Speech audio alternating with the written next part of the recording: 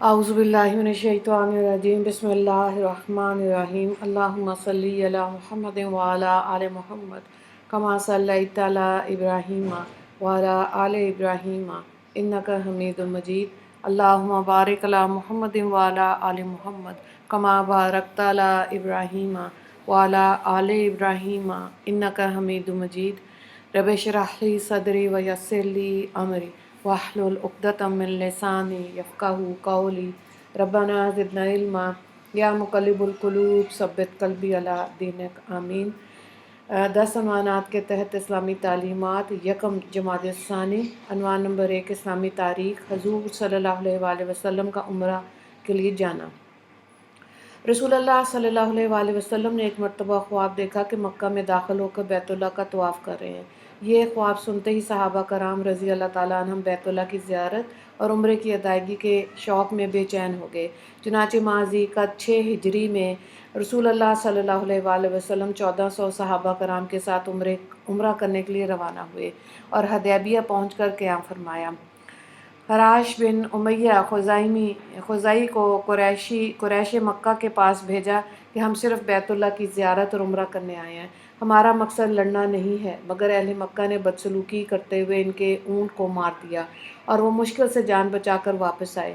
پھر آپ صلی اللہ علیہ وآلہ وسلم نے حضرت عثمان غنی رضی اللہ تعالیٰ عنہ کے ذریعے ان کے پاس پیغام بھیجا تو انہوں نے حضرت عثمان رضی اللہ تعالیٰ عنہ سے کہا، تم اگر طواف کرنا چاہتے ہو تو کر سکتے ہو۔ انہوں نے جواب دیا، میں رسول اللہ صلی اللہ علیہ وآلہ وسلم سے پہلے ہرگز طواف نہیں کروں گا۔ تو قریش مکہ نے کہا کہ محمد صلی اللہ علیہ وآلہ وسلم اپنے ساتھیوں کو لے کر اس سال مکہ میں داخل نہیں ہو سکتے، اور حضرت عثمان رضی اللہ تعالیٰ عنہ کو نظر بند کر دیا۔ ادھر مسلمانوں میں ان کے قتل کی خبر مشہور کر دی گئی تو حضرت عثمان رضی اللہ تعالیٰ عنہ کی شہادت کا بدلہ لینے کے لیے آپ صلی اللہ علیہ وآلہ وسلم نے ایک درخت کے نیچے صحابہ کرام رضی اللہ تعالیٰ عنہم سے بیعت لی۔ اس بیعت کو بیعت رضوان کہا جاتا ہے۔ عنوان نمبر 2، اللہ کی قدرت۔ پلیٹیپس یہ جانور بلی ہے، کچھ بڑا ہوتا ہے، پانی اور خشکی دونوں میں زندگی گزارتا ہے، منہ بطخ جیسا، دم اور پیر مگرمچھ کی طرح ہوتے ہیں۔ اس کے جسم پر قیمتی اون ہوتی ہے، اس کے پیچھے پیر میں زہر ہوتا ہے جس کے استعمال سے وہ شکار اور دیگر جانوروں سے اپنی حفاظت کرتا ہے۔ اللہ کی قدرت دیکھیے، یہ جانور انڈے دیتا ہے مگر بچے نکلنے پر ان کو دودھ پلاتا ہے، جبکہ انڈے دینے والا کوئی بھی پرندہ اپنے بچے کو دودھ نہیں پلاتا۔ غرض اس جانور میں پرندوں کی طرح انڈے دینے اور جانوروں کی طرح دودھ پلانے کی صلاحیت کو کس نے پیدا کیا؟ یقیناً اللہ کی قدرت نے۔ عنوان نمبر 3، ایک فرض کے بارے میں اسلام کی بنیاد۔ رسول اللہ صلی اللہ علیہ وآلہ وسلم نے فرمایا، اسلام کی بنیاد 5 چیزوں پر ہے۔ 1، اس بات کی گواہی دینا کہ اللہ کے علاوہ کوئی معبود نہیں اور محمد صلی اللہ علیہ وآلہ وسلم اللہ کے رسول ہے۔ 2، نماز ادا کرنا۔ 3، زکوٰۃ دینا۔ 4، حج کرنا۔ 5، رمضان کے روزے رکھنا۔ بخاری کی روایت ہے، حضرت عبداللہ بن عمر رضی اللہ تعالیٰ عنہ اس کے راوی ہیں۔ عنوان نمبر 4، ایک سنت کے بارے میں، جمعے کے روز نماز فجر کی مسنون قرات۔ رسول اللہ صلی اللہ علیہ وآلہ وسلم جمعے کے دن فجر کی نماز میں سورہ سجدہ اور سورہ دہر پڑھا کرتے تھے۔ بخاری کی روایت ہے، حضرت ابو ہریرہ رضی اللہ تعالیٰ عنہ اس کے راوی ہیں۔ عنوان نمبر 5، ایک اہم عمل کی فضیلت، اچھی طرح وضو کرنا۔ رسول اللہ صلی اللہ علیہ وآلہ وسلم نے فرمایا، جو بھی مسلمان اچھی طرح مکمل وضو کرتا ہے پھر وہ کھڑے ہو کر دھیان سے نماز پڑھتا ہے تو وہ گناہوں سے اس طرح پاک ہو کر لوٹتا ہے جیسے آج ہی اس کی ماں نے اس کو جنم دیا ہو۔ مستدرک کی روایت ہے، حضرت عقبہ بن عامر رضی اللہ تعالیٰ عنہ اس کے راوی ہیں۔ عنوان نمبر 6، گناہ کے بارے میں لوگوں سے تعریف کرانا۔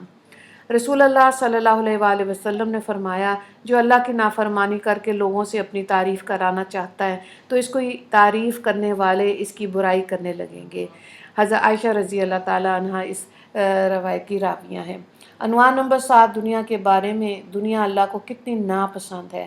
رسول اللہ صلی اللہ علیہ وآلہ وسلم نے فرمایا، اللہ تعالیٰ نے کوئی چیز ایسی پیدا نہیں فرمائی جو اس کو بہت ہی ناپسند ہو، سوائے دنیا کے کہ جب اس سے اس کو بنایا آج تک اس کی طرف نہیں دیکھا۔ حضرت موسیٰ بن یسع رضی اللہ تعالیٰ عنہ اس کے راوی ہیں۔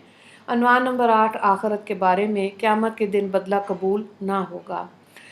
قرآن میں اللہ تعالیٰ فرماتا ہے جن لوگوں نے کفر کیا اور کفر ہی کی حالت میں مر گئے تو ایسے شخص سے پوری زمین بھر کر بھی سونا قبول نہیں کیا جائے گا، اگرچہ وہ سونے کی اتنی مقدار عذاب کے بدلے میں لا کر حاضر کرتے۔ ایسے لوگوں کے لیے دردناک عذاب ہوگا اور ان کا کوئی مدد کرنے والا نہیں ہوگا۔